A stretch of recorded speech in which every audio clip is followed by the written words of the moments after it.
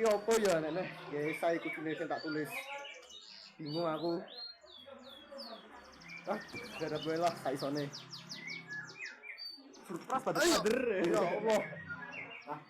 Asem ya kowe garap esai lho aku. What are you doing, bro? Garap esai iki lho. Ya elah, Zaman saiki kok cewek garap esai. yo. Mahasiswa saiki ki kudu kritis, Bro. Jadi kudu gawe esai. Gen jadi mahasiswa sing berkualitas. Ya elah.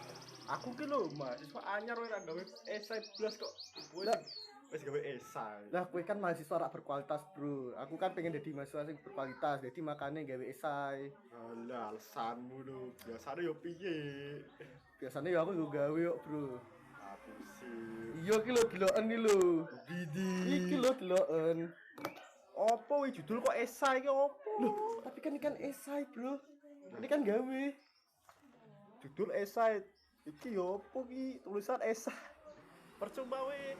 Ya ora apa-apa lah, yang penting gawe esai sing berkualitas. Jadinya iso dadi mahasiswa sing berkualitas. Berkar sopo del. Gue iki Habis lagi itu bocah kan, ngadu lagi, ntar mamanya datang repot lagi kita kan, mamanya nggak usah datang, repot panitia berakar. Halo semuanya, video ini merupakan video maya yang dibuat berdasarkan untuk kepentingan pribadi. Dalam video ini akan ditampilkan 5 orang mahasiswa yang akan mengopinikan pandangan mereka terhadap ospek. Apakah negatif ataukah positif? Silahkan menilai sendiri. Halo semua. Halo. Jadi terima kasih sudah datang. Jadi teman-teman di sini akan dilontarkan beberapa pertanyaan untuk mengetahui opini-opini teman semua. Jadi di sini silakan perkenalkan mulai dari teman-teman bagian kiri saya. Kiri. Oh iya, maaf. Halo kamera, nama saya Sunja dari Antrop 16. Tapi bohong.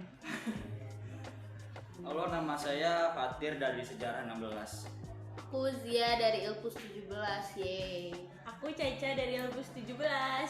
Nama saya Ruth Amelia dari Universitas Atmajaya Jakarta. Bagaimana tuh Bro Wijaya? Jadi di sini teman-teman udah tahu belum ngapain di sini? Belum sih. Belum, Pak. Jadi di sini tadi kan udah dikumpulin nih. Kita hari ini mau membahas tentang ospek, orientasi studi pengenalan kampus untuk mahasiswa. Tadi di sebelah kiri saya itu bagian yang pro terhadap ospek, dan yang bagian kanan saya itu bagian yang kontra terhadap ospek. Jadi langsung mulai aja. Untuk poin pertama, menurut kalian ospek itu sebenarnya harus ada di Indonesia atau tidak? Kalau menurut saya pribadi ya, bukan bertiga, saya pribadi perlu, karena ospek tadi singkatnya kan orientasi studi pengenalan kampus. Berarti kan memperkenalkan kampus ke mahasiswa baru yang memang baru lulus SMA. Sebagaimana kita tahu, SMA sekolah dengan dunia perkuliahan kan beda ya, kulturnya segala macamnya, jadi dia perlu adaptasi. Nah itu yang perlu diberikan, pengenalan kampus. Nah mungkin ada beberapa orang yang nggak setuju tuh karena cara kampus atau cara orang yang memberi pengenalan itu mungkin nggak serak atau nggak cocok di mata mahasiswa baru. Kayak misalkan ada yang nanya perpeloncoan, itu contoh simpel yang sering kita jumpai. Dan kemudian ada yang namanya menghormati dengan cara nggak wajar. Udah Bu, bersihnya. Alhamdulillah. Terus kemudian tadi ya cara menghormati dengan kayak aneh-aneh gitu loh. Kadang ada yang minta tanda tangan, ada yang tiap ketemu halo Kak, halo Mas, halo Mbak, kayak gitu. Itu kan mungkin di mata orang berlebihan gitu. Cuman di balik itu ada sesuatu lain yang bisa dijadikan pelajaran gitu. Kalau dari aku sendiri sih, kalau soal ospek itu kayak penting gitu loh. Jadi kayak kan kalau misalkan di ospek itu kayak ada namanya harus wajibin nyapa senior segala macamnya itu, supaya kayak mahasiswa baru ataupun junior itu bisa hafal kakak tingkatnya siapa aja, nama-namanya juga lebih menghormati. apalagi ya? Biar kenal. Ya biar kenal, pokoknya intinya ke kakak tingkatnya. Jadi kalau misalkan ketemu pun juga kayak nggak asal melengos terus kayak nyapa gitu, terus kayak ya biar berani juga untuk ngobrol ke kakak tingkat, ke seniornya.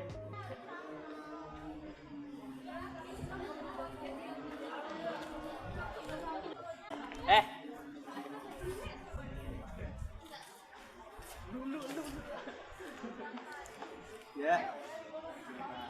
Kalian apa kan? Otak. Mampus kan. Iya, kalau dari kubu kontra kami sendiri sebenarnya setuju juga dengan poin dari yang kubu pro ospek. Sebenarnya kami sendiri juga setuju dengan adanya ospek sih, karena gimana pun juga ketika kita masuk dari SMA terus masuk ke kuliah itu memang butuh pengenalan kan tentang fasilitas di kampus seperti apa, terus juga biar bisa berelasi dengan teman-teman apa yang udah masuk mahasiswa jadi mahasiswa baru, mungkin gak cuma dari prodi yang sama, tapi juga bisa ketemu teman dari prodi lain atau dari fakultas lain. Cuman yang menjadi permasalahan yang tadi sebelumnya disebut juga dari kubu pro ini, sebenarnya yang jadi permasalahan itu kultur perpeloncoan yang sering kali sih ya udah dikenal lah, kayak kalau setiap ospek tuh pasti terkaitnya sama masalah perpeloncoan ini. Sebenarnya kalau kami sendiri kalau misalnya ospek mah ya emang harus ada sih, cuma menjadi masalah itu ya masa perpeloncoannya ini, karena kalau menurut kami itu ketika ospek dan ada perpeloncoan itu sangat-sangat tidak relatable gitu loh. Buat apa ketika masuk ospek tapi maksudnya ketika dikenalin kampus itu malah dijadiin ajang untuk misalnya kayak mempermalukan orang-orang gitu loh. Sebenarnya itu yang nggak perlu kan. Sebenarnya kan bisa cara membangun hubungan antara senior dengan junior dengan hal yang baik dibandingin harus kayak di peloncoan atau dibully gitu. Pokoknya mana? Gak perlu kan juga hilang nggak? Ya baru jadi maba aja udah kayak gitu. Sini gua tinggian lu daripada gua. Ini rambut panjang ini sini gak usah ini lu rambut panjang baru jadi maba udah kayak gitu. Tahu aturannya kagak? Tahu Pak. Ya udah kalau kagak tahu nyari tahu. Ya jangan alasan jadi maba kagak tahu aturan. Lanjut ke poin 2. Menurut kalian ospek itu sebenarnya dapat mempengaruhi nilai akademik secara kita di perkuliahan atau tidak? Oh jelas tidak. Kontra dulu. Semangat. Menurut saya enggak ya. Menurut kami dari kubu kontra, kenapa? Karena kalau misalnya nilai akademik itu tuh yang dipengaruhi oleh diri dia sendiri, gimana saat dia ada di kelas gitu loh, saat dia menjalani belajar mengajar gitu. Nah, jadi kalau misalnya ospek itu mempengaruhi nilai, menurut kami enggak ya, karena ya itu tadi, itu tuh tergantung dari gimana dia bisa aktif dalam kegiatan belajar mengajar saat di kelas. Kalian ngapain lagi? Kan ini jalan umum. Siapa bilang ini jalan umum? Kalian tahu kan kalau dapat kesalahan tuh harus dihukum? Tahu? Oh ada batagor. Beliin gua batagor. Kan kita maba Kak, nggak tahu cara belinya. Beli batagor aja kalian kagak tahu caranya gimana? Kalian tuh maba apa manusia? Di kampus FEB sendiri kan kulturnya tuh budaya budaya dah pokoknya. Budaya gimana ya, kayak anak SMK gitu modelnya, kayak jadi bocahnya tuh begini nih, tahu nggak begini gitu. Jadi lebih ke selain ke kaderisasi juga itu tuh buat ngeblank anjir. Ya Allah si bapak ngeblank. Jadi selain kaderisasi itu juga buat kehidupan sosialnya dia sendiri. Contoh misalkan dia waktu itu di kadernya misalkan disuruh membuat suatu lagu ya. Suatu lagu. Sebenarnya itu nggak penting. Sebenarnya itu sisi yang bisa diambil, misalkan dia disuruh nulis lagu gara-gara dihukum tuh telat ospek. Ada tuh dulu ada telat dihukum, kasian banget tuh pas ospek kan.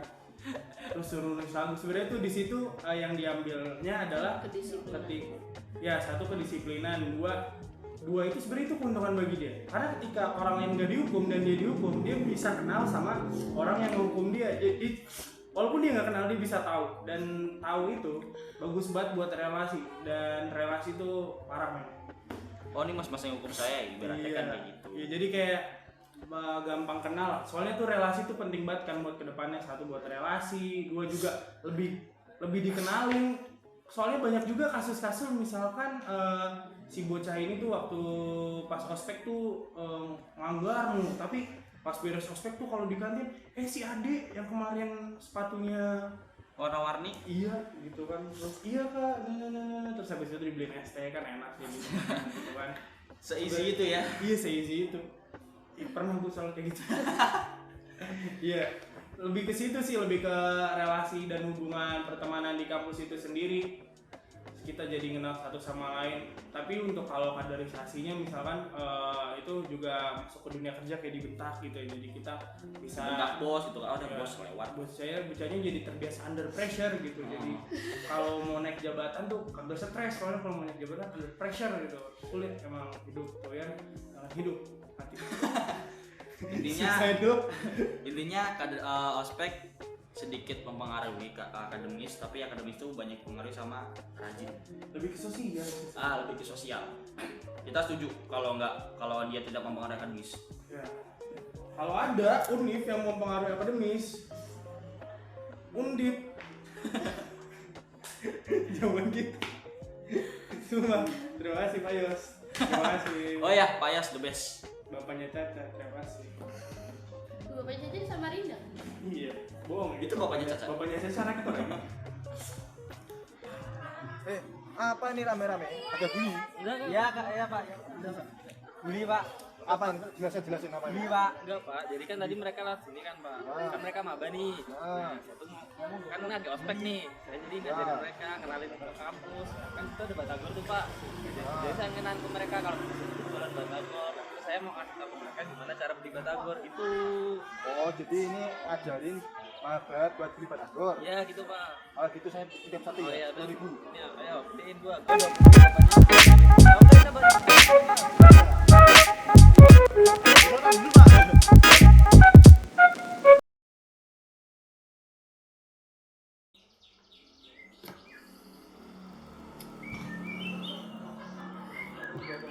Iki opo ya namanya? Ya saya ikut Indonesia tak tulis. Bingung aku. Jaga gue lah, tak isone.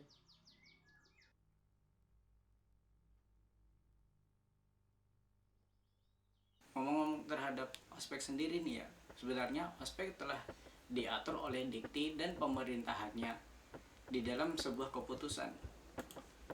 Kita bisa lihat di keputusan nomor 96 tahun 2016 tentang panduan umum pengenalan kehidupan kampus bagi mahasiswa baru.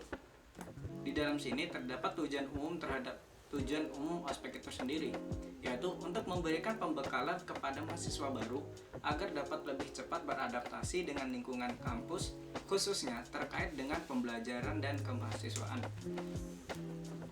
Di dalam keputusan Dikti juga terdapat pelaksanaan, mulai dari bentuk, tempat, dan waktunya. Dalam penjelasan waktu, kegiatan ospek itu dilakukan selama 4 hari dan dimulai pada pagi hari yaitu pukul 7 hingga sore hari yaitu pukul 17.00. Berdasarkan keputusan Dikti juga nomor 38 tahun 2000 tentang pengaturan kegiatan penerimaan mahasiswa baru di perguruan tinggi. Dalam putusan ini yaitu pengenalan terhadap program studi dan program pendidikan di perguruan tinggi di lingkungan Departemen Pendidikan Nasional hanya boleh dilakukan dalam rangka kegiatan akademik dan dilaksanakan oleh pimpinan perguruan tinggi. Nah, aku rasa dari yang dikeluarkan oleh Dikti ini sudah sangat jelas bagaimana tentang tata cara, peraturan dan pelaksanaan terhadap ospek tersebut. Tapi tidak menutup kemungkinan banyak oknum-oknum yang nakal dengan melakukan pelanggaran terhadap peraturan ospek tersebut, penyelenggaraan.